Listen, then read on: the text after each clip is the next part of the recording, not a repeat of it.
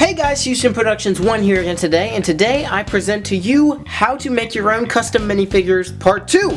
Now if you haven't seen part 1, you might want to go check that out. You don't have to have seen it to watch this, but it is also as useful as this hopefully will be. Now right now I'm working on my Garrick minifigure from The Flash, and I'm also maybe going to make a figure from The Martian of the main character in that movie. So I wanted to give y'all a couple tips based on the things that I've learned while I've been making these. Now I'm not the top authority on LEGO customs by any stretch, but I do, I think, offer some helpful insight, so I would love to give y'all some tips.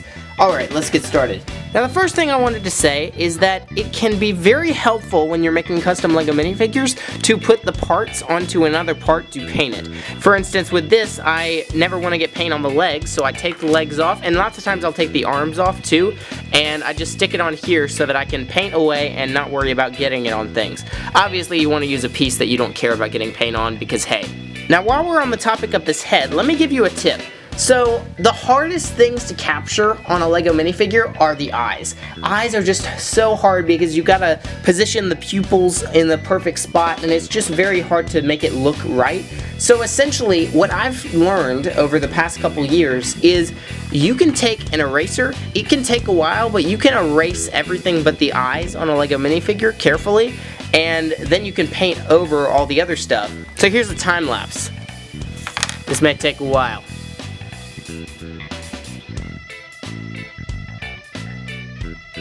Alright, so this is a sloppy job, but as you can see, this mouth came off pretty easily. In fact, easier than most mouths that I've taken off with an eraser. Now, I left some of the freckles. I'm obviously not completely done with this, but just to demonstrate how much you can get off with just a pencil eraser. So that can be very useful in erasing everything but the eyes. Now over time I've learned that some of the best things to paint with are these when they have the foam tip on the tip of this. So essentially the best thing to paint fine lines or smooth out rough patches on paint in a LEGO minifigure are fine tip things that have smooth and not fluff, but you know, kind of a soft tip to it, and that's the best part. Now on this specific one, the soft tip has come off.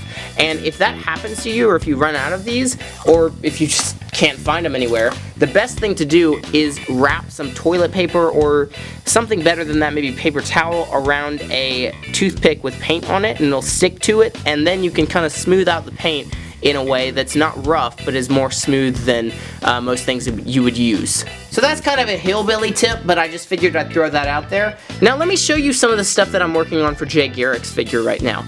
I could buy a helmet for him from Pick-a-Brick, which they sell a helmet that's very similar to his, but in the meantime, before I decide to do that, I'm trying to make my own. Now, what I'm gonna do is I'm taking the top off of this top hat with a hacksaw, and that is actually a very useful tool when sanding down something. It's just a saw, honestly. It cuts right through the plastic if you're careful. Don't saw off your fingers.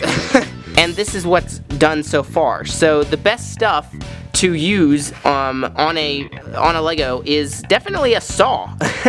And no, not an electric powered saw, that's a little over the top, but just a saw goes right through the plastic like you need it to.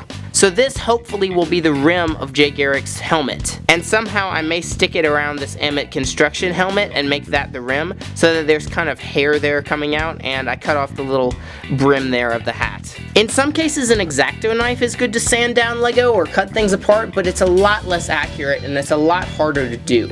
X-Acto knives are great for clay though, and like I said in the previous video, the best kind of clay is this stuff called green stuff, which I don't have with me right now, but it hardens by itself so you don't have to bake it, because the problem with clay like this is that if you put it onto a LEGO and then you try to bake it, then the LEGO will melt and you'll just be left with hardened clay. So the best stuff that you can get in terms of clay is stuff that hardens without baking.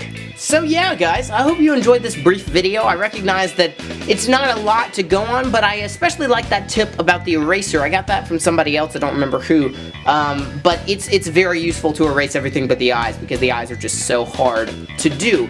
So definitely go watch the part 1 of this how-to series, and I might do a part 3. I don't know if I figure out some other cool tips or tricks to do on LEGO minifigures. Alright guys, thanks for watching, and I will see you in the next video.